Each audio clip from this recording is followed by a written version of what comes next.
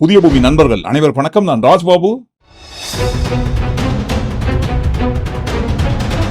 கூட்டம் கூட்டம் கூட்டம்.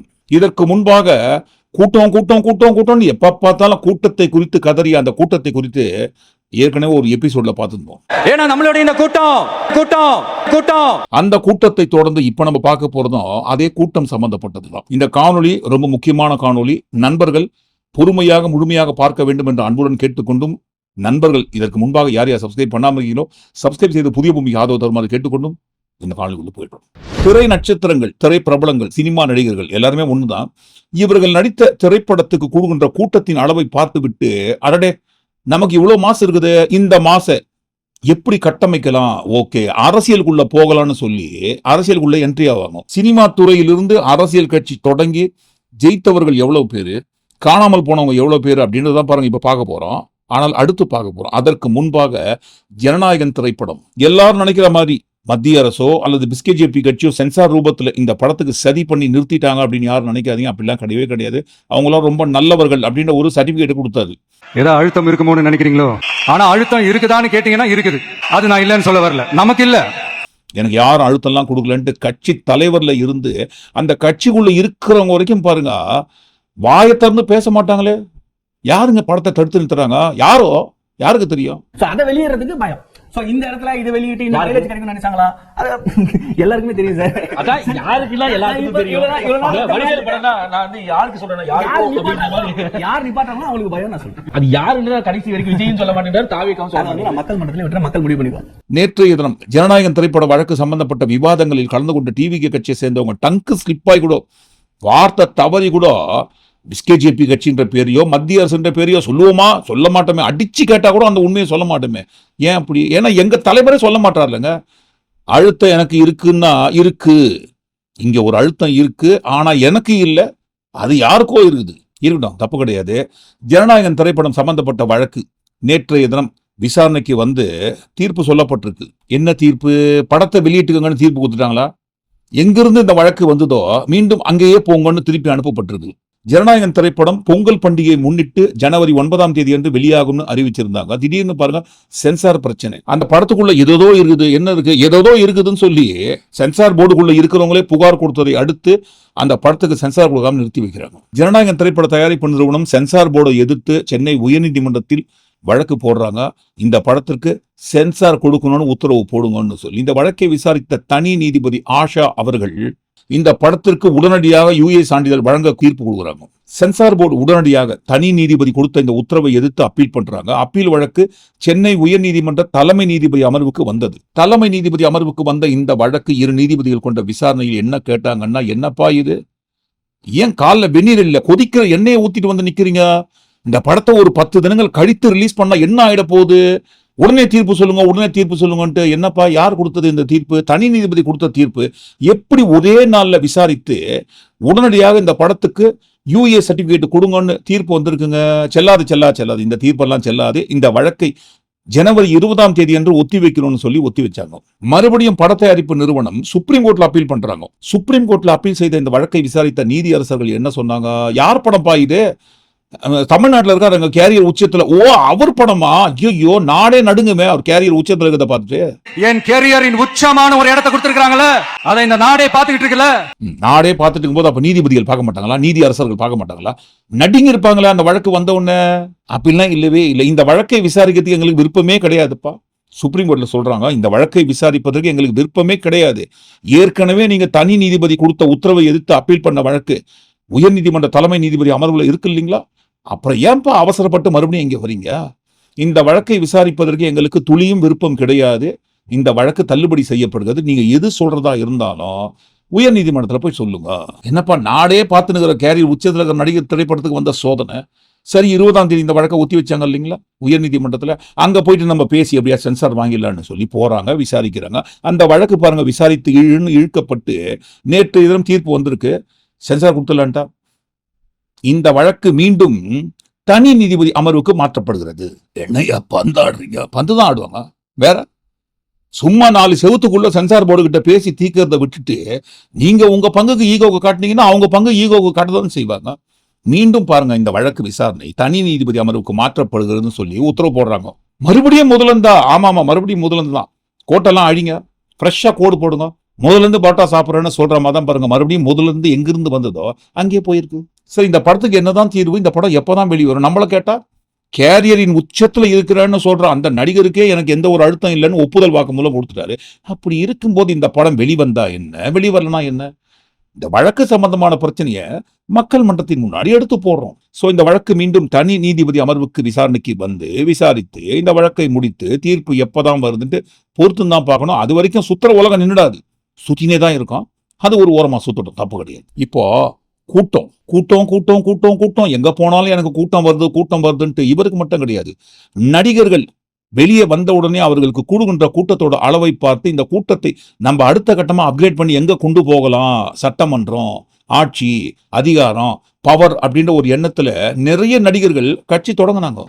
எம்ஜிஆர் அவர்கள் பல வருடங்களாக திமுக கட்சியில் இருந்து படிப்படியாக முன்னேறி அதற்கு பிறகுதான் பாருங்க திமுக கட்சியை விட்டு வெளியில் வந்து 1972ஆம் ஆண்டில் அதிமுக அண்ணா திராவிட முன்னேற்ற கழகம் என்கின்ற ஒரு கட்சியை தொடங்குறாரு. 1977ஆம் ஆண்டில் நடைபெற்ற தமிழ்நாடு சட்டமன்ற தேர்தலில் எம்ஜிஆர் அவர்கள் வெற்றி பெற்று அதிமுக தலைமையில் ஆட்சி அமைக்கிறார். சினிமா நடிகராக இருந்த சமயத்தில் இருந்தே எம்ஜிஆர் அவர்கள் உதவும் குணம் கொண்ட நல்ல உள்ளம் கொண்டவர் என்கின்ற ஒரு பெரிய பேர் அவருக்கு இருக்கு. ஆனால் அரசியல்னு வரும்போது பரவலாக அவர் மீது இன்றும் வைக்கிற விமர்சனம் என்னவென்றால், திமுகவின் மீது கொண்ட தனிப்பட்ட வன்மம் காரணமாக தொடங்கப்பட்ட கட்சி தான் அதிமுக.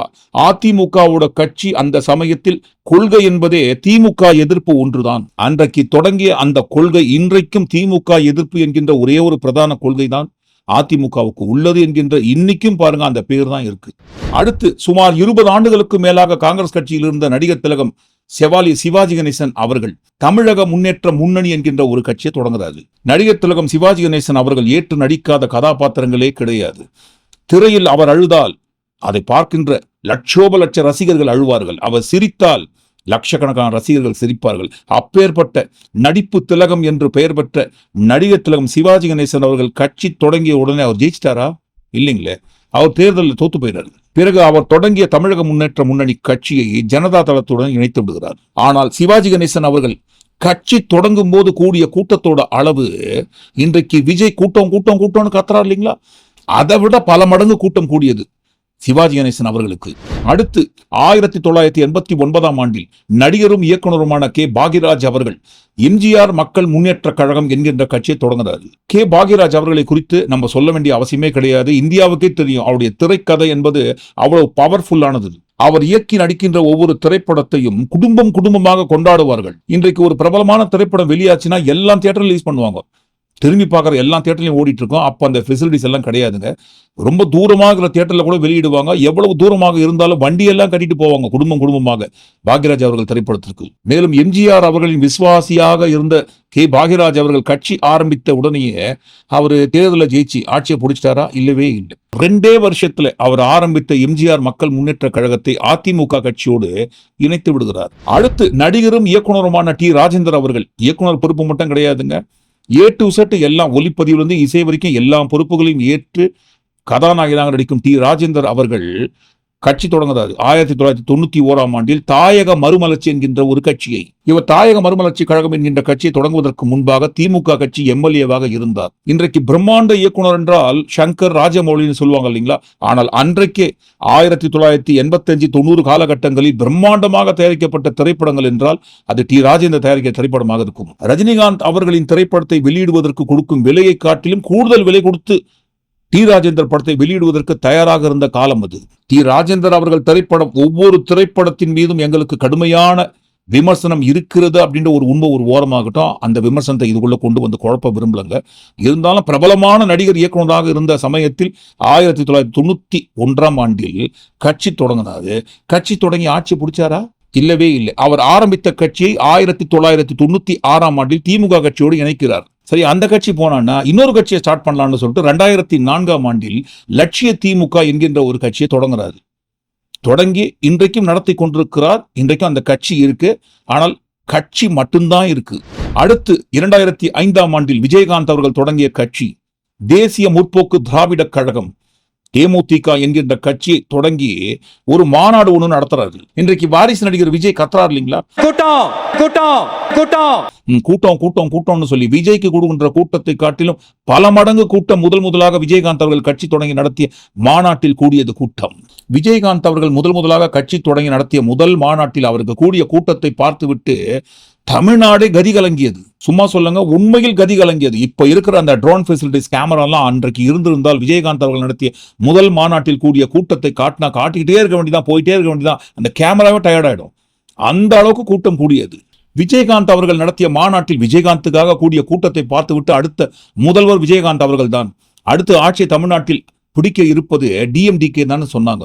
ஆனால் நிதர்சனம் என்னங்க, 2006ஆம் ஆண்டில் போட்டியிட்ட தேமுதிக கட்சி வாங்கிய வாக்குகளின் சதவீதம் 8%. இத்தனைக்கும் விஜயை ஃபாலோ பண்றதாவது அவரோட ரசிகர் ஜாம்பிஸ் கூட்டம் மட்டும்தான். ஆனால் விஜயகாந்த் அவர்களுக்கு அவரது ரசிகர்களை காட்டிலும் பொதுவான உள்ள பொதுமக்கள் அவரை ஃபாலோ பண்ணிருப்பாங்க.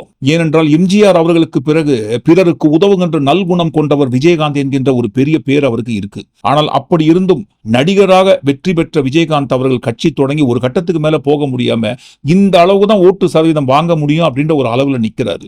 பிறகு அதைத் தொடர்ந்து 2011ஆம் ஆண்டில் வேற வழியே இல்லாம அதிமுக கட்சியோடு கூட்டணி வைத்துக் கொண்டு எதிர்க்கட்சி தலைவர் என்கின்ற இடத்துக்கு வராது. ஆனால் அதிமுக கட்சியின் தயவில் தான், அதிமுக கட்சியோடு கூட்டணி வைத்துக் கொண்ட ஒரே ஒரு காரணத்தினால் மட்டும்தான் இவர் எதிர்க்கட்சி தலைவர் என்கின்ற இடத்தை பார்க்க முடிந்தது என்கின்ற ஒரு பெரிய விமர்சனத்தை ஜெயலலிதா அவர்கள் வைத்தார்கள். இந்திய அண்ணா திராவிட முன்னேற்ற கழகத்துடன் கூட்டணி சேர்ந்ததால் தான் தேமுதிகவுக்கு இத்தனை சட்டமன்ற உறுப்பினர்கள் கிடைத்தார்கள். அதனால் தான் அவர்களுக்கு எதிர்க்கட்சி தலைவர் அந்தஸ்தும் கிடைத்தது, பிரதான எதிர்க்கட்சி என்ற தகுதியும் அந்தஸ்தும் கிடைத்தது. அனைத்து இந்திய அண்ணா திராவிட முன்னேற்ற கழகத்தோடு கூட்டணி சேராவிட்டால் தேமுதிகவுக்கு கடந்த தேர்தல் ஒரு இடம் கூட கிடைத்திருக்காது என்பதுதான் உண்மை. தகுதியற்றவர்களுக்கு ஒரு பெரிய பதவி கிடைத்தால் அதில் எப்படி நடந்து கொள்ள வேண்டும் என்பது கூட புரியாமல் மிகவும் அருவருக்கத்தக்க வகையில் நடந்து கொண்டிருப்பதை பார்க்கும்போது இவர்களுடன் கூட்டணி சேர்ந்து அனைத்து இந்திய அண்ணா திராவிட முன்னேற்ற கழகம் தேர்தலை சந்தித்ததே என்று நினைக்கும் போது நான் வருத்தப்படுகிறேன். உள்ளபடியே அதற்காக வருத்தப்படுகிறேன், வெட்கப்படுகிறேன். பிறகு விஜயகாந்த் அவர்களுக்கு உடல்நிலை சரியில்லாமல் போனது, மருத்துவமனையில் அனுமதிக்கப்படுகிறார். பிறகு அவர் மறைந்து விடுகிறார். ஆனால் விஜயகாந்த் அவர்கள் ஆரம்பித்த கட்சி இன்றைக்கும் செயல்பட்டு கொண்டிருக்கிறது. தேமுதிக ஆரம்பிக்கும் போது இருந்த ஓட்டு சதவீதம் கொஞ்சம் கொஞ்சமா கரைஞ்சி ரொம்ப கரைஞ்சி போச்சு. 2026ஆம் ஆண்டில் தான் தெரியும் தேமுதிகவோட வாக்கு சதவீதம் என்னவென்று. அடுத்து சுப்ரீம் ஸ்டார் என்கின்ற பெயரோடு இருந்த நடிகர் சரத்குமார் அவர்கள் 2007ஆம் ஆண்டில் அகில இந்திய சமத்துவ கட்சி என்கின்ற ஒரு கட்சியை தொடங்குறாரு. அதிமுகவோடு கூட்டணி வைத்துக் கொண்டு தேர்தலை சந்தித்த சரத்குமார் கட்சி 2 எம்எல்ஏக்களை பெறுகிறது. அதற்கு பிறகு இந்த கட்சி யார்கிட்ட இருக்கு, எப்படி இருக்கு, எந்த மாதிரி சமயத்தில் இணைத்தார் என்று நம்ப சொல்லலங்க.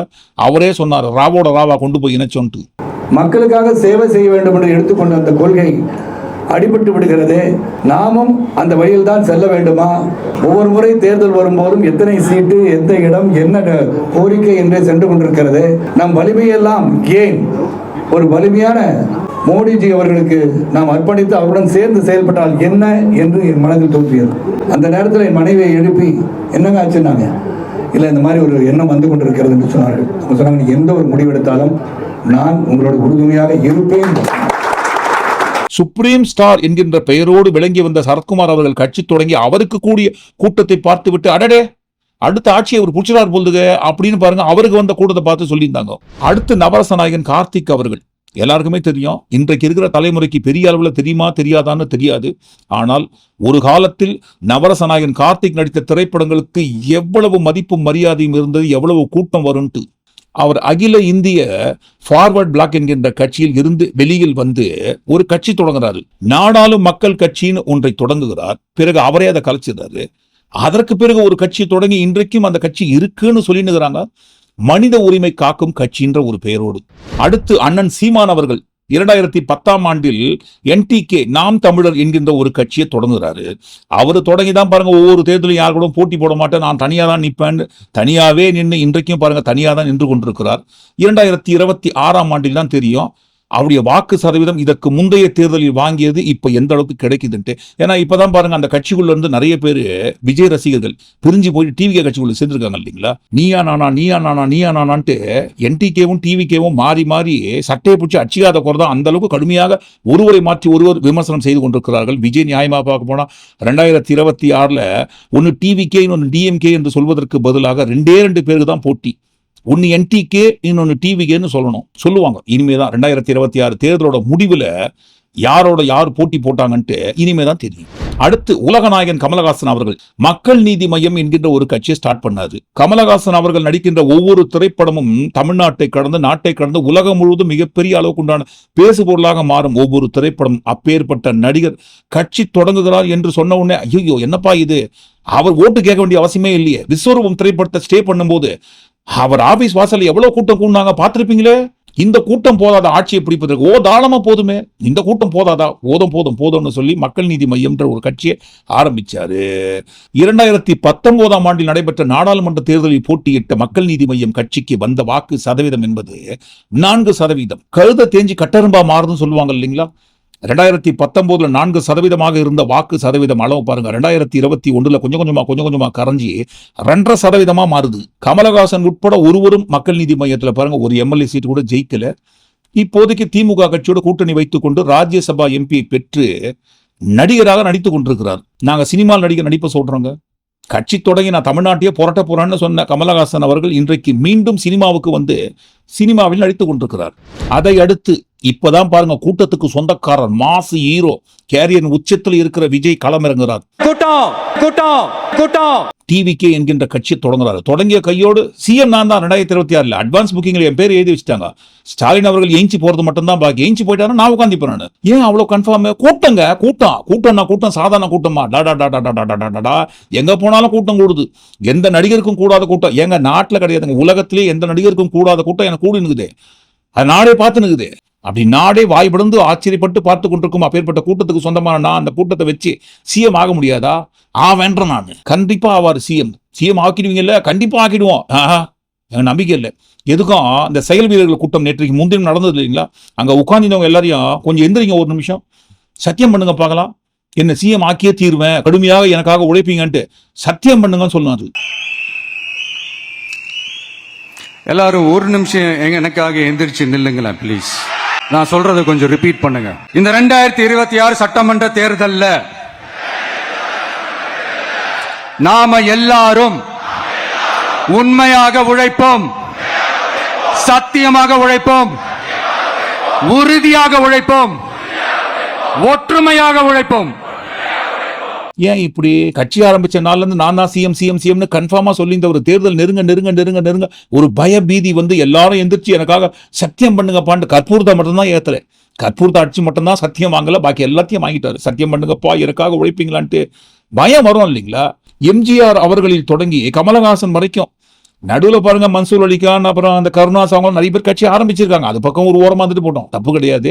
இருந்தாலும் பாருங்க பிரபலமாக இருந்தவர்களில் எம்ஜிஆர் அவர்களில் தொடங்கி கமலஹாசன் வரைக்கும் கட்சி தொடங்கி யாருமே பாருங்க எம்ஜிஆர் அவர்களை தவிர்த்து யாருமே ஆட்சியை பிடிக்க முடியல. ஏன் அந்த மாதிரி? எம்ஜிஆர் அவர்கள் கட்சி ஆரம்பித்த காலம் வேற, இன்றைக்கு இருக்கிற நடிகர்கள் கட்சி ஆரம்பிக்கிற காலமே வேற. நடிகர்கள் கட்சி தொடங்குறாங்க, கூட்டத்தை காட்டுறாங்க, கூட்டம் கூடுது. ஆனால் கூடுகின்ற கூட்டம் ஏன் ஓட்டா மாறி அவங்களால ஆட்சியை பிடிக்க முடியல? அதற்கு காரணம் பேசுகின்ற தலைவராக பார்க்காமல் இன்றைக்கும் பாருங்க தான் நேசிக்கும் ஒரு நடிகராக பார்க்கிற வினை தான் பாருங்க இதற்கு பின்னணியில் இருக்கும் உண்மையான வினை. தளபதி கூடுவா மோதுறீங்க தலை படத்தை விட்டுட்டு வேணும்னு கலெக்ஷன் அடி வாங்கறதுக்காக பாக்குறீங்களா? உங்க படம் ஓடுற தியேட்டர்ல ஒருத்தர் படத்தை பார்க்க முடியாது, நாங்க கரெக்டா பண்றோம்னு சொல்லி ஊருக்குள்ள இருக்கிற எல்லா நடிகர்கள் கிட்டவும் வம்பு சண்டை வலிக்க வேண்டியது. கமலஹாசன் படத்துக்கு எதிர்ப்பு ரஜினிகாந்த் ரசிகர்கள், ரஜினிகாந்த் படத்திற்கு எதிர்ப்பு கமலஹாசன் ரசிகர்கள், விஜய் படத்திற்கு எதிர்ப்பு அஜித் ரசிகர்கள், அஜித் படத்திற்கு எதிர்ப்பு விஜய் ரசிகர்கள். இது போதாதுன்ட்டு இந்த காக்கா கழுகு கதை சம்பந்தமாக ரஜினி ரசிகர்கள் கிட்டவும் வம்பு சண்டை வலிச்சிட்டாங்க. இந்த பராசக்தி திரைப்படம் மூலமாக சிவகார்த்திகேயன் ரசிகர்கள் கிட்டவும் வம்பு சண்டை வலிச்சிட்டாங்க. ஊருக்குள்ள இருக்கிற எல்லா நடிகர்களோட ரசிகர்கள் கிட்ட வம்பு சண்டையை வலிச்சதுக்கு அப்புறம் யார் இவங்களுக்கு ஓட்டு போடுவாங்க? விஜய் ரசிகர்கள் ஓட்டு போடுவாங்க. என்னப்பா நம்ம தலைவன் படத்தை எதிர்த்து பேசுறது இவருக்கு நம்ம ஓட்டு போடணுமா? சேச்சே, வாய்ப்பு கிடையாது ராஜா, வாய்ப்பே கிடையாது. நாங்க இவருக்கெல்லாம் ஓட்டே போட மாட்டோம்ட்டு இன்றைக்கும் பாருங்க கட்சி தொடங்கிய நடிகர்களை நடிகர்களாக பார்க்கிற வினை தான் இதற்கு பின்னணியில் இருக்கும். மறுபடியும் சொல்றோம், உண்மையான வினை புரியணுன்றதுக்காக ரஜினி, கமல், விஜய், அஜித் சொன்னோம். அன்றைக்கு பாருங்க, ஒவ்வொரு நடிகர்கள் கட்சி ஆரம்பிக்கும் போது அவர்களுக்கு எதிர்ப்பா என்ற எந்த ரசிகர்களோ அவங்க பாருங்க மாத்தி தான் ஓட்டு போடுவாங்க. இது எல்லாத்தையும் தாண்டி ரசிகர்கள் அப்படின்றவங்க மட்டும் ஓட்டு போட்டா ஜெயிக்க முடியாது. பொதுவான மக்கள் இவர்கள் மீது நம்பிக்கை வைக்கணும், இவங்களை ஃபாலோ பண்ணணும். அப்படி ஃபாலோ பண்ற அளவுக்கு இவர்களுக்கெல்லாம் என்ன லட்சியம் இருக்குன்ட்டு தேடுவாங்க இல்லைங்களா? திரை பிரபலம் அப்படின்னு ஒரே ஒரு பிரபலம் இருந்தால் மட்டும் அந்த பிரபலத்தை வைத்து மட்டும் ஆட்சியை பிடிச்சிட முடியுமா? இல்ல எல்லாரும் எம்ஜிஆர் அவர்கள் ஆயிட முடியுமா? என்டிஆர் அவர்கள் ஆயிட முடியுமா? நல்லவேளை என்டிஆர் அவர்கள் சொல்லும் போதுதான் என்டிஆர் அவர்களை ஃபாலோ பண்ணி சிரஞ்சீவி அவர்கள் கட்சி ஆரம்பிச்சாரு, பிரஜாராஜ்யம்னு ஒரு பார்ட்டி. அவர் ஆரம்பித்த சமயத்தில் அவரோட மாநாட்டுக்கு கூடிய கூட்டம் ஆடி போச்சு, ஆந்திராவே நடுங்குச்சு. ஆட்சியை பிடிக்க முடிந்ததா? என்டிஆர் அவர்களை காட்டிலும் எனக்கு கூட்டம் அதிகமாக கூடுதுன்ட்டு கட்சி தொடங்கிய சிரஞ்சீவி அவர்களால் ஆந்திராவில் ஆட்சியை பிடிக்க முடிந்ததா? இல்லவே இல்லைங்களே. கடைசியில 18 எம்எல்ஏக்களை மட்டும்தான் அவரால் பெற முடிந்தது. பிறகு அவருடைய பிரஜாராஜ்யம் பார்ட்டியை காங்கிரஸோடு இணைத்து விடுகிறார். ஏன் சிரஞ்சீவியோட பிரதரான பவன் கல்யாண் அவரும் பாருங்க ஜனசேனான்னு ஒரு பார்ட்டியை ஆரம்பிச்சாரு. ஆரம்பிக்கும் போது அப்படி இப்படின்னு பில்டப் பண்ணாரு. இன்றைக்கு கடைசியில யார் கூட கூட்டணி வைத்துக் கொண்டிருக்கிறார்? பிஸ்கேஜேபி கட்சியோடு கூட்டணி வைத்துக் கொண்டு சந்திரபாபு நாயுடு அவர்கள் கட்சியோடு இணைந்து கொண்டு துணை முதல்வர் பதவியில் இருக்காரு. கட்சி தொடங்கும் எல்லா நடிகர்களும் ஏன் எம்ஜிஆராகவோ என்டிஆராகவோ மாற முடியவில்லை? எம்ஜிஆர் அவர்களை பார்த்த விதம் என்பது தமிழ்நாட்டில் அந்த காலகட்டத்தில் வேறு. என்டிஆர் அவர்களை ஆந்திரா தேவுடுன்னு பார்த்து நிற்பாங்க. வந்து நின்னார்னா ஓ கிருஷ்ண பகவான் வராரு போ அப்படின்னு நினைப்பாங்க. சோ ஆட்சியை பிடித்த 2 நடிகர்களை பார்க்கும்போது ஏதாவது ஒரு எண்ணம் தோன்றுவதை போல இன்றைக்கு கூட்டம்னு கதற விஜய் அவர்கள் முன்னாடி வந்து நின்னா அந்த ரசிகர் ஜாம்பிஸ் கூட்டத்தை தாண்டி பொதுவான மக்கள் முன்னிலையில் அவர் நடித்த திரைப்படம் ஏதாவது ஒரு லட்சிய திரைப்படம் ஏதாவது கண்ணுக்கு முன்னாடி வந்து போகுமா? 1000 புத்தகங்களுக்கு சமம்னு ஊத்தினுங்கிற அந்த 1000 புத்தகத்திலிருந்து ஒரே ஒரு புத்தகத்தை எடுத்து பொருத்தி பார்த்தா எந்த புத்தகம் கண்ணுக்கு முன்னாடி வந்து நிற்கும்? ஒரே ஒரு லட்சிய புத்தகம் ஏதாவது வருமா? இந்த இடத்துல யாராவது கேட்பாங்க, என்னப்பா இது மிக முக்கியமாக சூப்பர் ஸ்டார் அவர்களை நீங்க கோட்டை விட்டுட்டீங்களே அப்படின்ட்டு. சூப்பர் ஸ்டார் அவர்கள் அரசியலுக்கு வருகிறேன்னு சொன்னார். நான் அரசியலுக்கு வருவது உறுதி.